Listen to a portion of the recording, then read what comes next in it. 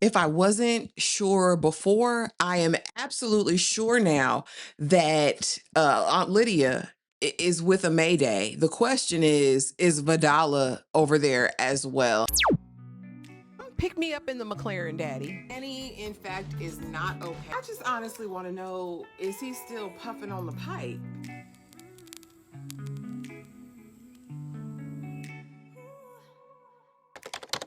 Monday you come over.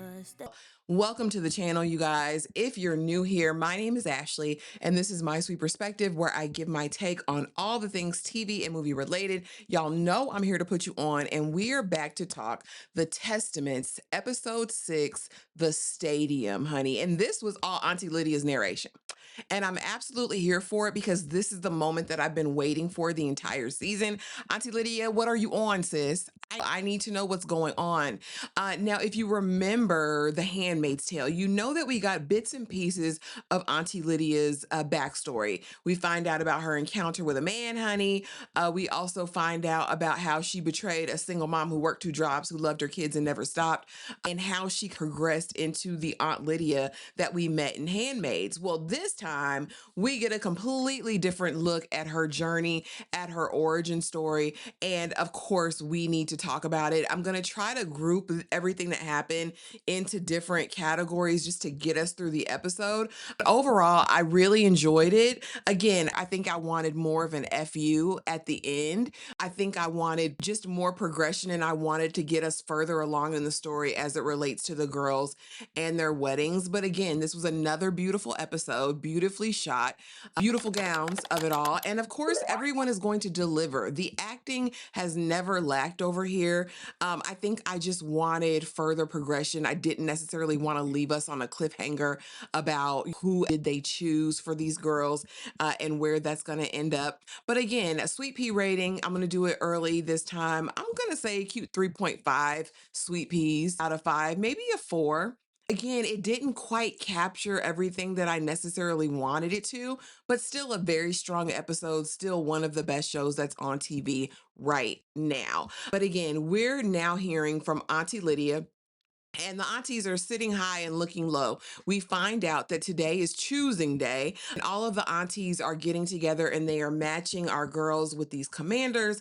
What's going to be the most appropriate match? And we discover here that a lot of this is centering around inbreeding and making sure the bloodlines are not convoluted. And I'm really wondering how we got to that place. And it's probably around the handmaids because they were probably reproducing for a lot of different families. And now these kids are finally getting to the age where it's time for them to be matched, and their brother and sister, or brother and cousin, or sister and cousin. So I figured that's what's going on here. And Auntie Lydia in this narration says, listen, the irony is not lost on me that I'm a single woman out here trying to match these girls with their life partners, these men that they're going to be with forever.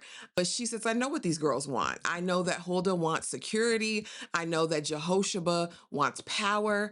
And she said that Agnes, I don't exactly know what Agnes wants, but we're going to do our best to match these girls with the best people possible. And I think this matters because Agnes is still figuring out what Agnes wants, right? I was really surprised at her this episode and shocked at some of the revelations she made and who she made them to, but we'll get that back. Auntie Lydia later on says, these girls in their process is like a tough steak recipe, right? We got to beat them with the mallet.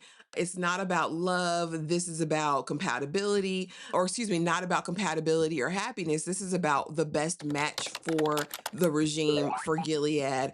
She says that a proper steak needs to be hammered with a mallet and then seasoned and caressed and massaged and all of that. And that's how these girls' journey is. Enduring is the only way through.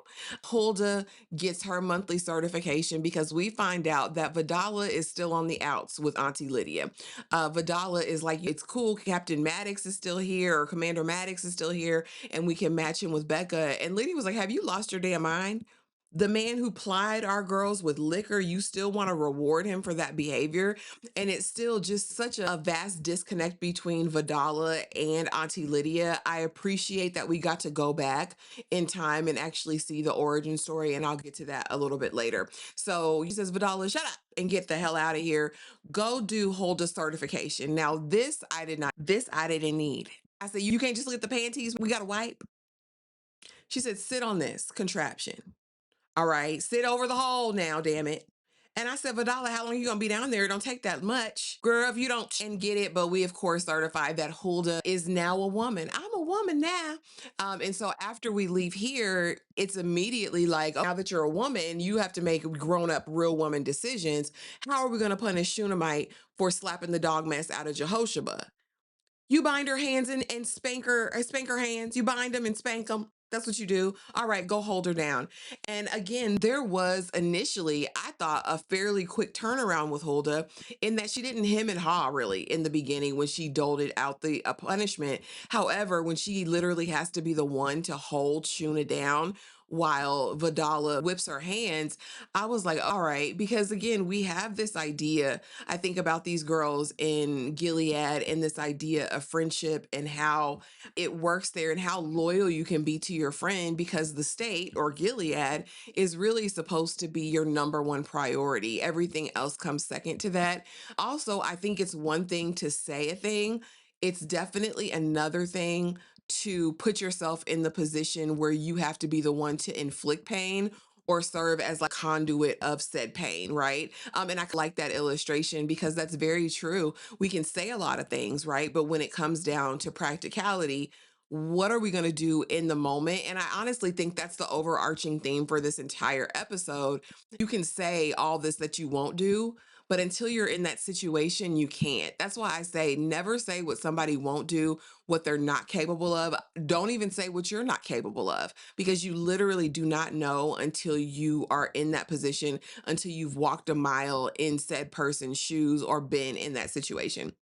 And so now we're here with the girls and we're just recapping what happened. And Becca is being very vocal about how she feels about everything. And I'm like, girl, if you don't shut your ass up, you can't say that around everybody. And Shuna is like, Becca, I wouldn't be so lax about this because some girls risk their reputation to try to save you from the embarrassment of what happened at the ball. In that moment, I believe Jehoshaphat says, shut up, you dried up prune to Shuna, basically saying, girl, a prune that never ripens. Or, excuse me, a plum that never ripens. I thought this was devastating and sad. Y'all know I really feel like Shuna is not going to get her cycle. I really feel like they're going to end up making her an auntie, maybe even a Martha, honey, but I do not think that that's going to happen for her. Again, Becca is just in this real state of not giving a damn. We talked about it last week, how I felt like she was self-sabotaging this whole situation because this isn't what she wants. And she, in no certain terms, really confirms it this episode, where she says, who wants to get married anyway? Who gives a single damn? And again, she's repeating this over and over and over again around the girls. And finally, Agnes is like, some people, means everything to them. And you're taking it like it's a joke, Becca. What the hell is wrong with you? What is going on? And again, we understand the dynamic that Becca is dealing with in this moment. Not only am I in love with Agnes, right? But also this is a world that I don't want to be a part of. I don't feel like I belong. I don't feel like I can be myself. And so we're dealing with that. But Becca, shut the hell up. Because at this point, it's not going to bode well for you. Now, this is the part that I was like, Agnes, just shut up. Agnes, don't say nothing else. Agnes, be quiet. All right. Because we're talking to Becca because Becca, again, is in her own zone. But now, Becca, I feel like I need to tell you. I need to tell you my secrets. You are my bestie after all. And I'm like, Agnes, don't tell this lady anything. Not saying I don't trust Becca per se, but I just don't know. Becca has not been the most reliable friend or the most honestly friend demonstrating person on on this season. I don't know. Becca's there's just a disconnect. And again, I want to know more about Becca. That still stands. But she basically says, listen, I'm in love. I'm in love, girl. I'm in love. And Becca, you kind of lightweight with who, girl? Because I'm the one you need to be in love with because I love you. You don't love me how I love you, sister. And she's like, it's Garth. my guardian. And I'm thinking, why did you do that? Immediately, Becca's like, oh, it makes me very nervous. What are you going to do with this information? What's going to happen here? And again, not because Becca is necessarily evil. I think she's going through her own things at home. Plus, I think she's just trying to understand identity and where she could fit. And if this is what she wants for the rest of her life, I hope Becca stays with us, child. This is a recipe for disaster. If you've watched any movies or shows, struggling with their identity, not accepted by society, there's only a couple of routes that they ultimately end up taking. I'll be curious to see what happens. Now, speaking of Agnes's boldness, we get over here to Aunt Lydia and decide, listen, I need to talk to you, Auntie Lydia. And Auntie Lydia, don't you have class, girl? What are you doing in my face? What's up, Agnes? What's up, June 2.0? What's up, Hannah? What is it that you want exactly? And she says, Aunt Lydia, so there's someone, guards, my guardian, he's gonna be a commander next week. And I was just wondering if he can be in the running because you think that would be great. I think that would be amazing. I think that would be the bee's knees. And Auntie Lydia, she didn't brutally rebuff her, which I was like, she's like, all right, I'll consider it. Now get to class, girl, because I don't have time to deal with you. And immediately, Auntie Lydia, we start getting narration around. I told these girls not to get attached to one another. I've told these girls, tried to prepare them the best that I could, because ultimately, this is a dog eat dog world, and you have to make it to survive. Now, while everything else is going on, while the choosing is going on, while the girls are in class and in needlepoint and in PE, we hear that Penny has gone into labor. And of course, Hulda's so excited. And they're like, no, this isn't a good thing. It's very much too early for the baby. And eventually discover that Penny has lost yet another baby. After this, we see Auntie Lydia go up to Judd and be like, listen, Commander, you and your girl on a bag of pearls. If you need a handmaid, just say the word. I got one on standby for you. And he says, no, not yet. We're going to wait. I fear this is going somewhere else. I fear it's not just a handmaid that he wants. I really feel like he's going to put her away. And I think this will answer the questions that a lot of people had last week around what happened to all these commanders' wives. I think we're going to see it demonstrated in episode 7. Hopefully, we get an understanding of what they have done with all the wives, because I think that's what Commander Judd is about to do with Penny. Now, let's get into the flashbacks of it all, because these were all over the place. I wanted to condense them into one place in the video. But baby, we go back to the original days. We go back to the day that the coup took place, that the government was overthrown, and that the sons of Jacob raided and took all the women, honey. They took all the women to the stadium. But before that, we see Auntie Lydia, because we know that she was a teacher. She worked in education before. And we see Vidala, who drank all the coffee. Girl, bring me a new cup. And we're sitting there in the break room, and then we're all of a sudden invaded. The one man in their circle is called out to the hallway, and the sons of Jacob immediately cap him and bring him back and basically take the women under duress to where they know not. And eventually we end up in this stadium. There's a mass execution in front of all of them. And every woman randomly is being pulled back to where we don't know, right? So it's just this state of fear and calamity. And we don't know what's going on. And why is this only women here? And what are they going to do with us? And how are they determining, picking, and choosing, right? And so eventually Auntie Lydia, and like I said, Vidala is there. I believe her name was Vivian in the original days. And they work together. They've known each other for a very long time. Auntie Lydia gets pulled back, and this is where we meet Commander Judd. He was responsible for this whole entire situation, from the public executions to the pulling the women to the interviewing the women. And so we're talking to Auntie Lydia, and at this point, she just wants to survive. Whatever you like. And we saw her nature a little bit in Handmaid's Tale, as far as how she got fed up, how she felt like people are too insistent upon comfort and having things the easy way and not living up to their responsibilities. But now we get a little bit more tea about Auntie Lydia, because Auntie Lydia, you went to the chop shop? Not you. But we have a conversation. He goes through her whole background: 53, never married. You did have an abortion.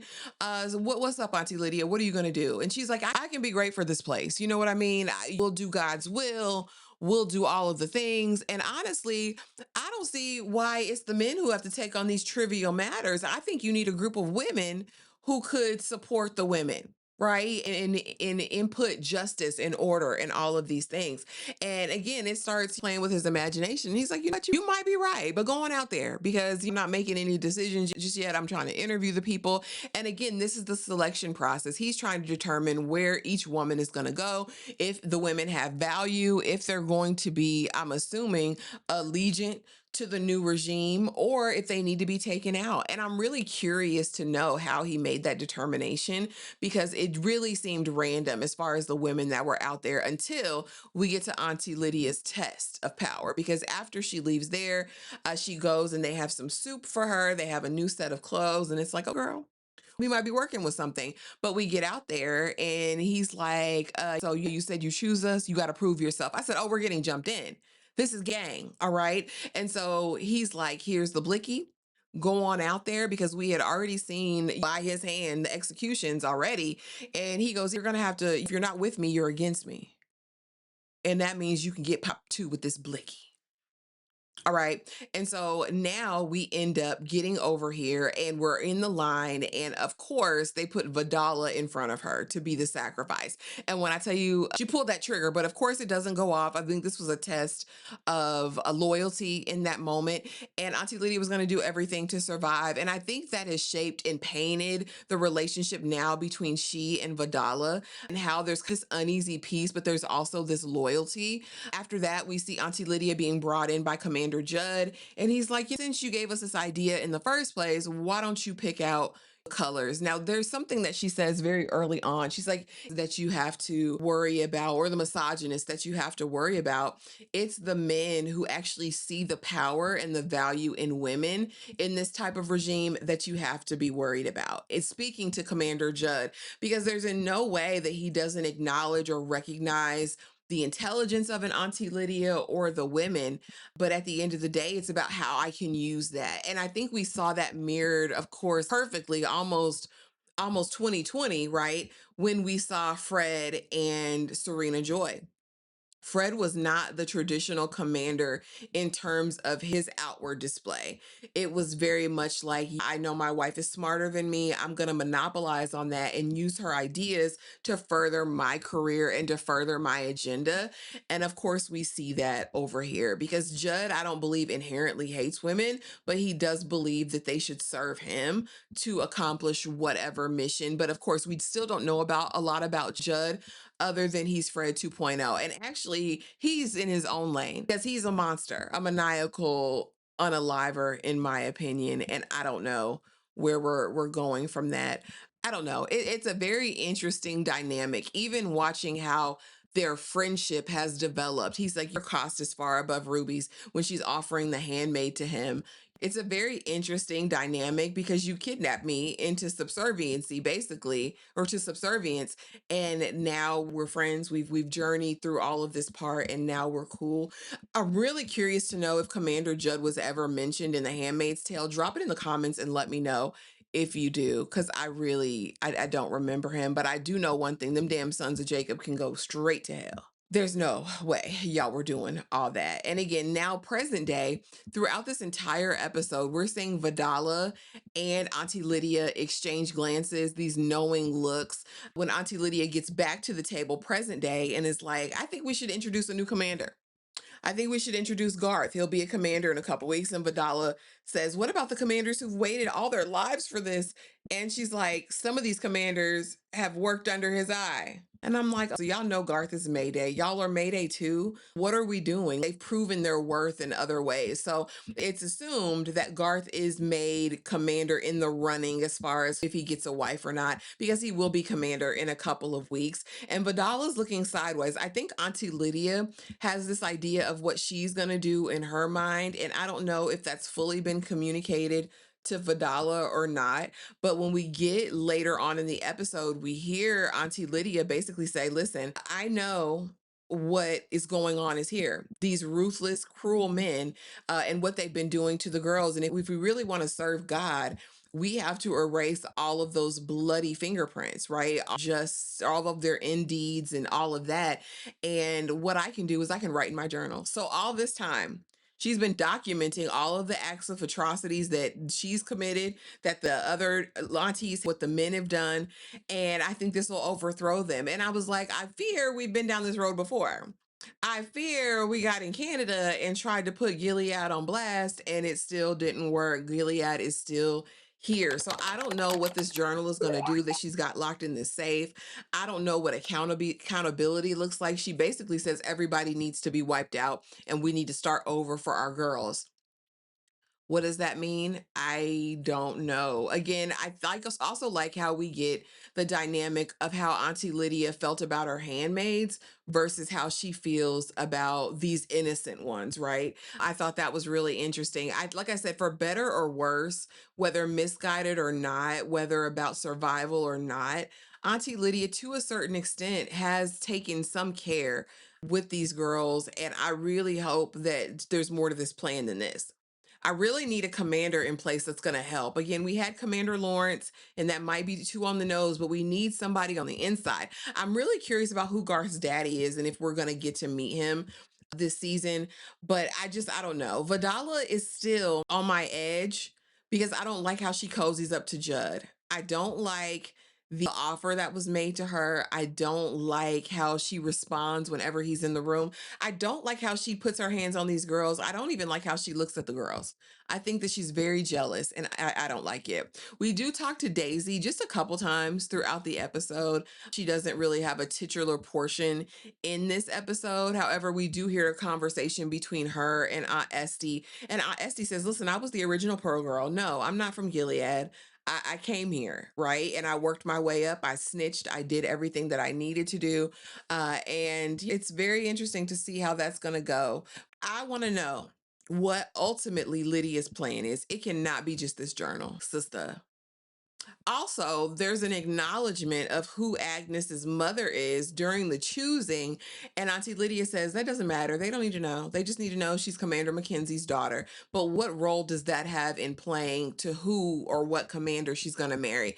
As we're ending, the ladies have made all of their choices. The aunties have chosen commanders and they have to go and deliver the messages directly to the parents. As the episode ends, we see Vidala rolling up to Commander Mackenzie's house with Agnes's choice. And I just want to know, drop it in the comments. Is it Commander Judd or is it Garth? Because here's the thing, you ain't want a new handmaid because you want a new wife. Or is Daisy in the running because he was eyeballing Daisy very early on? But you guys drop it in the comments. Let me know what you thought. Again, this is one of the best shows on TV right now that I'm watching, but it does leave me with questions. And is Jehoshaphat going to get any more evil as we go along? Y'all let me know. But anyway, if you're still here and you've stuck with me this long, please be sure to like, comment, subscribe, do all of the things. All right. And I will see y'all in the next video. Thanks for watching.